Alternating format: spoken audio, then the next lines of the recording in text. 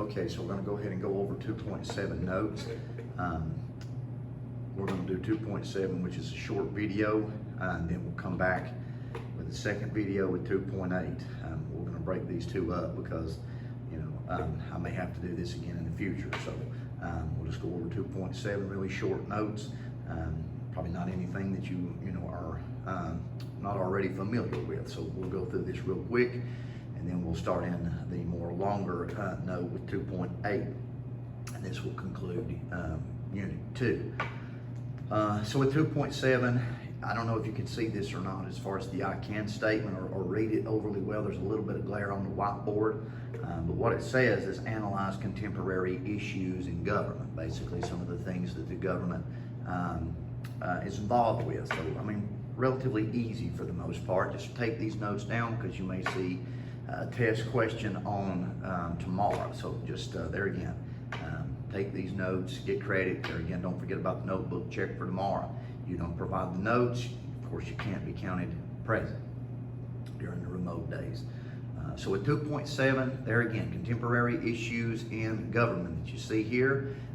When we say contemporary issues, we're saying that these are issues that the government responds to on a national, state, local level, all right, promoting public interest, all right. There again, benefiting the people, all right.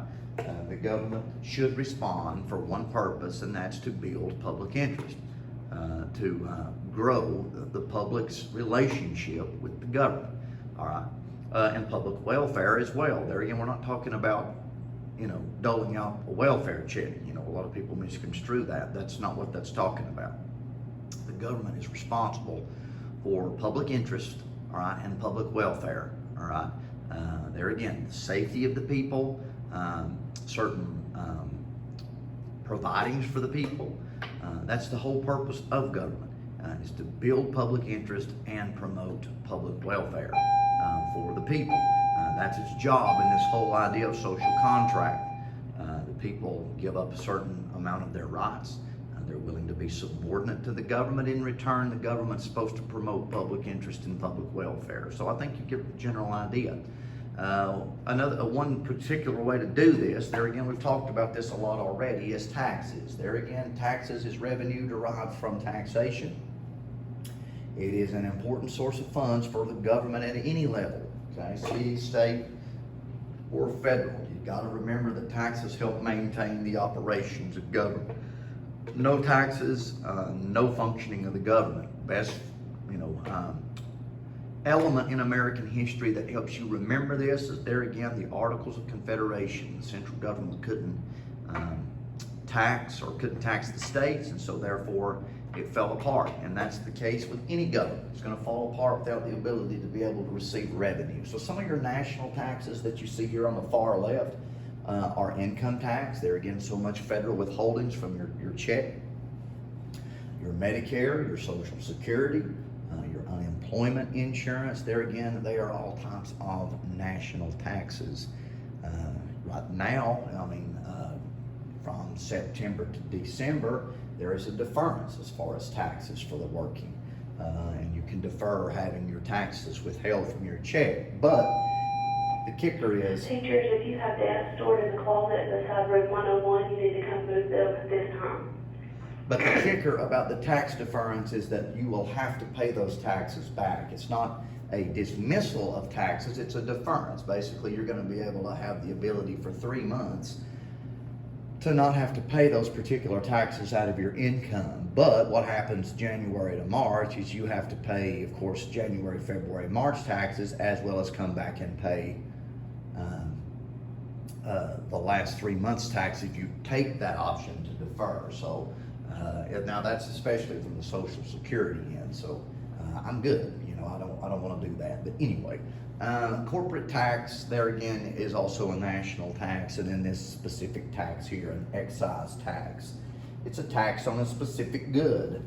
That's what we mean when we say excise tax. So certain types of excise can be referred to or fit in, let's say, the national category. The state taxes, there again, state income tax, so much withholdings from your check as far as state. Sales tax is a type of state tax. There again, you have your corporate taxes, and then you have your excise tax as well. You know, maybe we tax gas. Maybe some states do, some don't. You know, tax on cigarettes. Some may not. All right. There again, it is only a tax on a specific good. So some states vary as far as what they tax specifically speaking. Local taxes, there again, if you're a property owner, you're going to pay taxes, and that helps the local government, you know, and so and sales tax as well, so much percentage of your sales tax.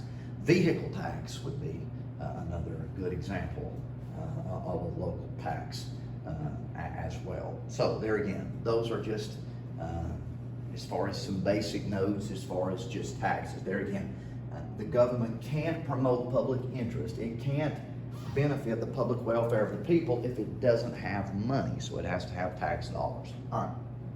Other government issues, and we're going to go through these relatively quick.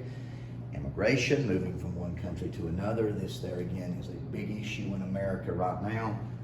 As far as, you know, do we give amnesty? Do we build a wall? Etc. So there again, these are huge government issues. Naturalization process. Make sure you write this down. You're going to need to know this. This is the process of becoming an American citizen. You need to know the 3 steps: the application, examination, and final hearing. This is the legal way as far as to come into the U.S. All right, you do need to know that. Civil Rights Act of '64 prohibits job discrimination based on race, color, religion, sex, or national origin. There again, civil rights has been a contemporary issue in government, you know, for the longest period of time.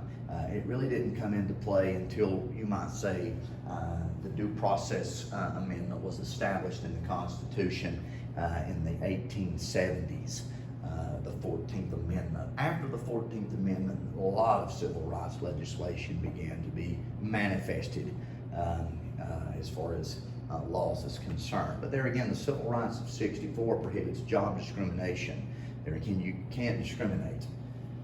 So you got a myriad of civil rights laws, such as the Voting Rights Act of '65. There's no discriminatory criteria anymore as far as voting. Can't discriminate based on a person's job. Here's a good case in point how the Civil Rights Act of '64 would work. The Davis woman from the state of Kentucky who disagreed with allowing same-sex couples to marry. This is sort of the way the Civil Rights of '64 can function in certain situations. Anyway, a same-sex couple comes into the magistrate. She was a magistrate that could issue a marriage license in the state of Kentucky. It was against her belief to do so. She told them that she was not going to issue the marriage license, but she also told the people who worked under her, her associates, that they would not issue that as well. And that's where she made a mistake. If she would have just said, I'm not going to issue it because, you know, that's against my religion, they couldn't have done anything to her, because you cannot discriminate a person's job. There again, take a job based on a person's religion. You can't do that. But when she forced her beliefs on her associates below her and basically spoke for them, that's where there was the violation, and the court's eyes had broken federal law. But that's just a case in point on how the Civil Rights of '64 can work. It's really associated with affirmative action a lot too, to help with affirmative action. It was in the 1960s under the Johnson administration, basically providing laws that would help minorities be able to get some of the, what you might say, white people's jobs, you know, if you will, to try to level the playing field. So, I mean, whether you agree or disagree with affirmative action, you know, is certainly a different, you know, topic or debate. But anyway, those are just the functions of the civil rights of '64. But it is a contemporary issue and has been really since the ending of the American Civil War. Annexation, permanently joining from some territorial entity into another geopolitical entity, not necessarily a contemporary issue anymore. Of course, when we, you know, were growing in the United States with the land ordinances of 1780s, with Manifest Destiny in the mid-1800s, with, of course, you know, bringing the state of Texas and Hawaii by the end of the 1800s, and of course Alaska. I guess you know, if annexation was going to be, you know, a top topic for governmental issues today, it would be, should we allow Puerto Rico to become, you know, the 51st state? But, you know, that's been thrown around some, but there again, that's about probably the closest thing that we could think of that would be associated with annexation in today's time. But national security, of course, the goal of all government levels is to keep Americans safe, military, army, and Navy. So, of course, that is a contemporary issue. That is a delegated power under the U.S. Constitution to there again maintain an army and Navy. So it is the federal government's role. And of course the state government with the National Guard. So they have to keep those in an operating fashion. There again, some presidents will reduce the military, some will enhance the military. You know, it's just all in, you know, the president's, you know, viewpoint. All right, moving on to the last set here. Economic development, of course, concerted actions of policymakers and communities to promote the standard of living, raising the standard of living. That's the whole goal. We want to, of course, to make life better for all citizens.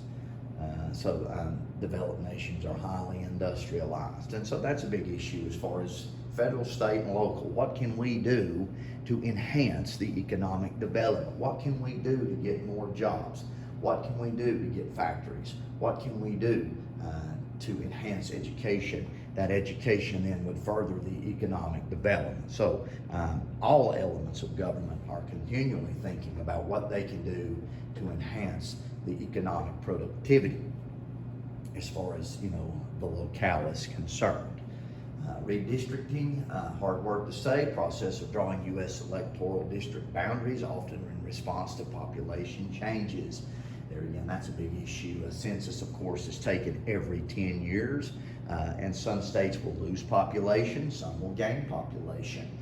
And as a result of that, there again, there is redistricting lines being drawn as far as, you know, how many House members does state A get after losing so much population, and how much House members does state B gain as a result. So I know Texas is gaining a lot of population right now, and California is losing eons of it. Wonder why, but anyway.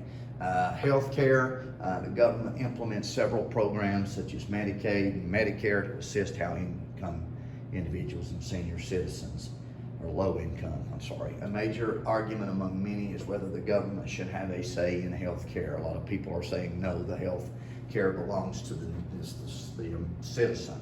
It should be private. It shouldn't be nationalized. It shouldn't be a national mandate that, of course, a person have a national health care. If you want health care and you can afford it, you ought to have the ability to do it. So that's a very debatable topic as far as the concept of health care is concerned.